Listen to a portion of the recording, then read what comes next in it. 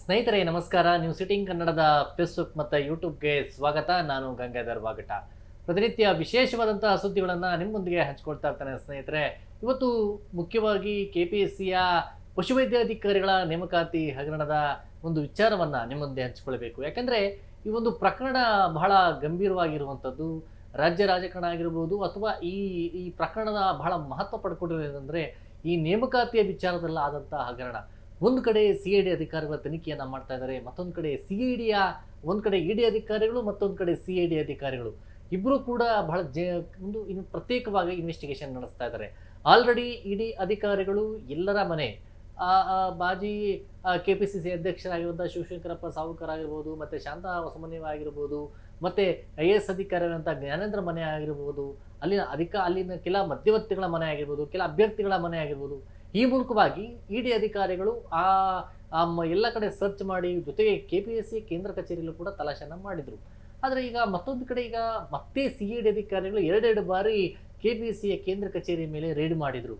ಇವತ್ತು ಶಿವಶಂಕರಪ್ಪ ಸಾವುಕಾರ ಅವರಿಗೆ ನೋಟಿಸನ್ನು ಕೊಟ್ಟಿದ್ರು, ವಿಚಾರಣೆಗೆ ಬರಬೇಕು ಅಂತೇಳಿ. ಆ ನಿಟ್ಟಿನಲ್ಲಿ ವಿಚಾರಣೆಗೆ ಬಂದಂಥ ಶಿವಶಂಕರಪ್ಪ ಸಾವುಕಾರ 3 ಗಂಟೆಗಳ ಕಾಲ ವಿಚಾರಣೆಯನ್ನು ಎದುರಿಸಿದ್ದಾರೆ. ಆದರೆ ಈ OMR ಶೀಟ್ ತಿದ್ದುಪಡಿಯ ಒಂದು ಆರೋಪ ವಿಚಾರ ಆಗಿರ್ಬೋದು, ಮತ್ತು CCTVಗಳ ಡೇಟಾ ಡಿಲೀಟ್ ಆಗಿರುವಂಥ ಒಂದು ವಿಚಾರ ಆಗಿರ್ಬೋದು, ಮತ್ತು ಎಕ್ಸಾಮ್ ಸಂಬಂಧಪಟ್ಟಂತಹ ಪ್ರಿಪ್ರೇಷನ್ಸು, ಮತ್ತು ಕೇಳಿ ಬರ್ತಾ ಇರುವಂಥ ಹಗರಣದ ಒಂದು ಸಂಬಂಧಪಟ್ಟಂತೆ ಸಂಪೂರ್ಣವಾಗಿ ಅವರನ್ನು ವಿಚಾರಣೆ ಮಾಡಿದ್ದಾರೆ ಅಂತ ಹೇಳಲಾಗ್ತಾ ಇದೆ. ಆದರೆ ಈ ಸಂಪೂರ್ಣವಾದಂಥ ತನಿಖೆಗೆ ಶಿವಶಂಕರಪ್ಪ ಸಾವುಕಾರ ಅವರೆಲ್ಲ ಸ್ಟೇಟ್ಮೆಂಟನ್ನು ಕೊಟ್ಟಿದ್ದಾರೆ ಅಂತ ಕೂಡ ಮಾಹಿತಿ ಇರುವಂಥದ್ದು. ಆದರೆ ಕೆಲವೊಂದು ಎವಿಡೆನ್ಸ್ಗಳು ಆಧಾರಿತ ಮೇಲೆ ಮತ್ತೆ ವಿಚಾರಣೆಗೆ ಕರೆದಾಗ ಬರಬೇಕು ಅಂತ ಹೇಳಿದ್ದಾರೆ. ಆಯಿತು ಬರ್ತೀನಿ ಅಂತೇಳಿ ಅವರು ಕೂಡ ಹೋಗಿರುವಂಥದ್ದು. ಈಗ ಒಂದು ಕಡೆ CID ಅಧಿಕಾರಿಗಳು 3 ಗಂಟೆಗಳ ಕಾಲ ಅವರು ವಿಚಾರಣೆ ನಡೆಸಿದ್ದಾರೆ. ಮತ್ತು ಆ ವಿಚಾರಣೆಯ ಸಂದರ್ಭದಲ್ಲಿ ಎಕ್ಸಾಮ್ಸ್ ಪ್ರಿಪ್ರೇಷನ್ಸ್ ಆಗಿರ್ಬೋದು, ಅವರ ಕಾಂಟ್ಯಾಕ್ಟ್ ಆಗಿರ್ಬೋದು, ಮತ್ತು ಈ ಎಕ್ಸಾಮ್ ನಡೆಯುವಂಥ ಸಂದರ್ಭದಲ್ಲಿ ಹೇಗೆಲ್ಲ ಪ್ರಿಪ್ರೇಷನ್ಸನ್ನು ಮಾಡಿಕೊಳ್ಳಾಗಿತ್ತು, ಪೇಪರ್ ಪ್ರಿಂಟ್ ಮಾಡುವಂಥ ಪ್ರಶ್ನೆ ಪತ್ರಿಕೆಯ ಪ್ರಿಂಟ್ ಮಾಡುವಂಥದ್ದು ವಿಚಾರಕ್ಕೆ ಸಂಬಂಧಪಟ್ಟಂತೆ ಆ ನಿಟ್ಟಿನಲ್ಲಿ ಅವರ ಬಳಿ ಯಾವ ಥರ ಮಾಹಿತಿ ಇದೆ, ಈ ಪೇಪರ್ ಲೀಕ್ ಆಗ್ತಾ ಇರೋಂಥದ್ದು, ಟ್ಯಾಪ್ರಿಂಗ್ ಆಗಿರುವಂಥ ಆರೋಪ ಏನು ಕೇಳಿ ಬರ್ತದೆ, ಗಂಭೀರವಾದಂಥ ಆರೋಪಗಳೇನು ಕೇಳ್ತಾ ಇದ್ದಾರೆ, ಆ ಸಂಬಂಧಪಟ್ಟಂತೆ ಕೂಡ ಅವರನ್ನು ವಿಚಾರಣೆ ಮಾಡಲಾಗಿದೆ. ಮತ್ತು ಒಳಗಡೆ CC ಕಂಟ್ರೋಲ್ ರೂಮ್ ಅಂದರೆ ಸ್ಟ್ರಾಂಗ್ ರೂಮ್ನಲ್ಲಿ ಸುಮಾರು 25 CC ಕ್ಯಾಮ್ರಾಗಳಿತ್ತು ಅಲ್ಲಿ. ಅದರಲ್ಲಿ ಕೆಲ ಡೇಟಾ ಡಿಲೀಟ್ ಆಗಿದೆ, ಕೆಲವೊಂದು ಮಾತ್ರ ಸಿಕ್ಕಿದೆ ಅನ್ನೋದ್ರ ಬಗ್ಗೆ, ಮತ್ತು OMR ಶೀಟ್ಗಳ ಒಂದು ಸ್ಕ್ಯಾನಿಂಗ್ ಡೇಟಾ ವಿಚಾರ ಬಗ್ಗೆ, ಇವೆಲ್ಲವನ್ನ ಬಗ್ಗೆ ಕೂಡ ಅವರನ್ನು ವಿಚಾರಣೆ ಮಾಡಿದ್ದಾರೆ ಅಂತ ಹೇಳಲಾಗ್ತಾ ಇದೆ. ಹೀಗಾಗಿ ಅದಕ್ಕೆ ಅವರು ಉತ್ತರವನ್ನು ಕೂಡ ಕೊಟ್ಟಿದ್ದಾರೆ ಅನ್ನೋದ್ರ ಬಗ್ಗೆ ಮಾಹಿತಿ ಇರುವಂಥದ್ದು. ಸದ್ಯ ನಾನು ತನಿಖೆಗೆ ಎಲ್ಲ ಕೂಡ ಸಹಕಾರವನ್ನು ಕೊಡ್ತೀನಿ, ನಾನು ಯಾವುದ್ರಿ ನೀವು ಯಾವತ್ತು ಕರೆದ್ರೂ ಕೂಡ ವಿಚಾರಣೆಗೆ ಬರ್ತೀನಿ ಅಂತ ಅವರು ಹೇಳಿದ್ದಾರೆ. ಆದರೆ ಇಲ್ಲಿ ಜ್ಞಾನೇಂದ್ರ ಕುಮಾರ್ ಕೂಡ ನೋಟಿಸನ್ನು ಕೊಟ್ಟಿದ್ರು. ಒಟ್ಟು 8 ಮಂದಿ ಸುಮಾರು ಇವರು ನೋಟಿಸನ್ನು ಕೊಟ್ಟಿರುವಂಥದ್ದು. ಜ್ಞಾನೇಂದ್ರ ಕುಮಾರ್ ಆಗಿರ್ಬೋದು, ಶಾಂತಾ ಹೊಸಮನಿಯವ್ರಿಗೂ ಆಗಿರ್ಬೋದು, ಅಥವಾ ಶಿವಶಂಕರಪ್ಪ ಸಾವುಕಾರ ಆಗಿರ್ಬೋದು, ಇವರೆಲ್ಲರಿಗೂ ಕೂಡ ಸೇರಿದಂತೆ ಒಟ್ಟಾರೆಯಾಗಿ 8 ಮಂದಿಗೆ CID ಅಧಿಕಾರಿಗಳು ನೋಟಿಸನ್ನು ಕೊಟ್ಟಿದ್ದಾರೆ. ಅದರಲ್ಲಿ ಬಂದಿದ್ದು ಶಿವಶಂಕರಪ್ಪ ಸಾವುಕಾರ ಮಾತ್ರ. ಇನ್ನುಳಿದಂತೆ ಈ ಎಕ್ಸಾಮ್ ಸಂಬಂಧಪಟ್ಟಂತೆ 329 ಎಲ್ಲ ವಿದ್ಯಾರ್ಥಿಗಳಿಗೂ ಕೂಡ ಇವರು CID ಅಧಿಕಾರಿಗಳು ನೋಟಿಸನ್ನು ಇಶ್ಯೂ ಮಾಡಿದರು. ಅದರಲ್ಲಿ ಬಹುತೇಕ ಎಲ್ಲ ವಿದ್ಯಾರ್ಥಿಗಳು ಬಂದು ವಿಚಾರಣೆಯನ್ನು ಎದುರಿಸಿದ್ದಾರೆ. ಕೆಲವರು ಇದರಲ್ಲಿ ಹಗರಣದ ಒಂದು ಇದರಲ್ಲಿ ಭಾಗಿಯಾಗಿದ್ದರು, ಆ ಒಂದು ಮಧ್ಯವರ್ತಿಗಳ ಮೂಲಕವಾಗಿ ಇವರು ಹಾಸ್ಟೆಲ್ಗಳಾಗಿರ್ಬೋದು, ಫಾರ್ಮ್ ಹೌಸ್ ಆಗಿರ್ಬೋದು, ಮತ್ತು ಕೆಲ ರೆಸಾರ್ಟ್ಗಳಲ್ಲಿ ಹೋಗಿ ತರಬೇತಿಯನ್ನು ಪಡ್ಕೊಂಡಿದ್ರು. ಅವರು ಕೆಲವರು ತಪ್ಪೊಪ್ಪಿಗೆ ಮಾಡಿಕೊಂಡಿದ್ದಾರೆ ಅನ್ನೋದ್ರ ಬಗ್ಗೆ ಮಾಹಿತಿ ಸಿಕ್ಕಿರುವಂಥದ್ದು ಸ್ನೇಹಿತರೆ. ಅವ್ರಿಗೂ ಮುಂದಿನ ದಿನಗಳಲ್ಲಿ ಕಾನೂನು ಸಂಕಷ್ಟ ಎದುರಾಗುವಂಥ ಸಾಧ್ಯತೆ ಇದೆ. ಅವರನ್ನು ಕೂಡ ಅಕ್ಯೂಸ್ಡ್ ಮಾಡುವಂಥ ಸಾಧ್ಯತೆಗಳು ಕೂಡ ಇರುವಂಥದ್ದು.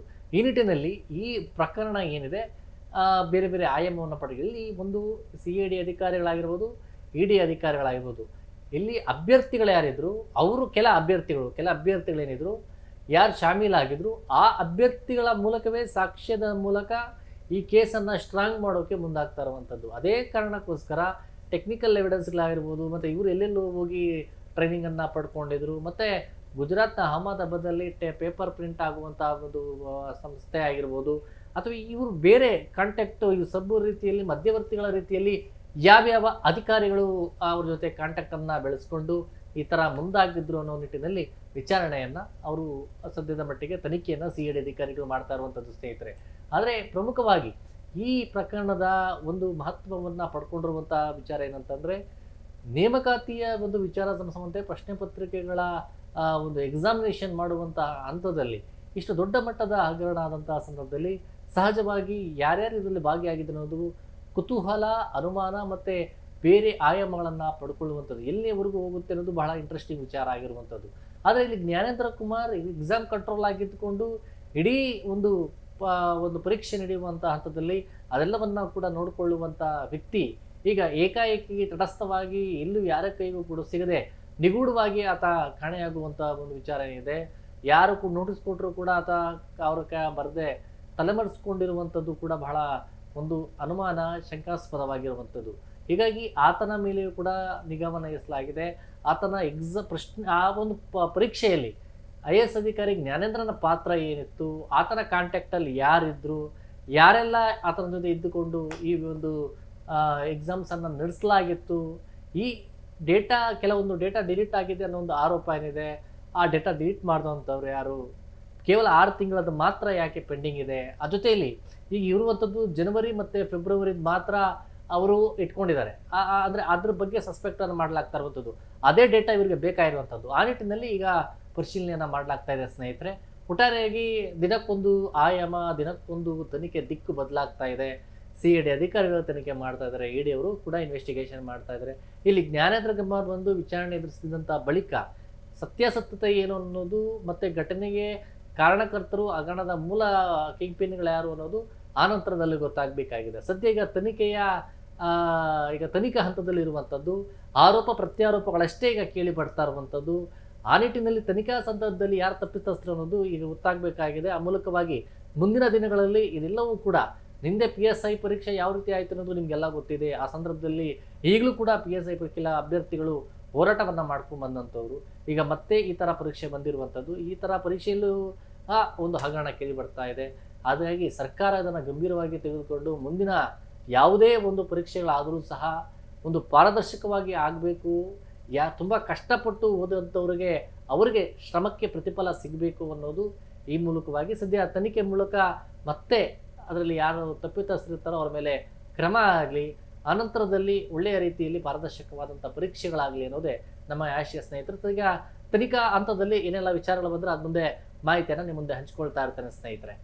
ಈ ಮಾಹಿತಿ ನಿಮ್ಗೆ ಇಷ್ಟವಾಗಿದ್ದಲ್ಲಿ ನ್ಯೂಸ್ 18 ಕನ್ನಡ ಫೇಸ್ಬುಕ್ ಮತ್ತು ಯೂಟ್ಯೂಬನ್ನು ಸಬ್ಸ್ಕ್ರೈಬ್ ಮಾಡಿ ಮತ್ತು ಶೇರ್ ಮಾಡಿ. ಧನ್ಯವಾದ. ನಿರ್ಭೀತ, ನಿಷ್ಪಕ್ಷಪಾತ, ವಿಶ್ವಾಸಾರ್ಹ ಸುದ್ದಿಗಳಿಗೆ ಮತ್ತೊಂದು ಹೆಸರಾಗಿರುವಂತ ನ್ಯೂಸ್ 18 ಕನ್ನಡ ಈಗ ಆಪ್ನಲ್ಲೂ ಲಭ್ಯವಿದೆ. ದಯವಿಟ್ಟು ಇಲ್ಲಿರುವ QR ಕೋಡ್ ಅನ್ನ ಸ್ಕ್ಯಾನ್ ಮಾಡಿಕೊಂಡು ಆಪ್ ಅನ್ನ ಡೌನ್ಲೋಡ್ ಮಾಡೋದಕ್ಕೆ ಮರಿಬೇಡಿ. ನಿಮ್ಮ ಬೆಂಬಲ ಹೀಗೆ ಸದಾ ನಮ್ಮೊಂದಿಗಿರಲಿ. ಧನ್ಯವಾದ.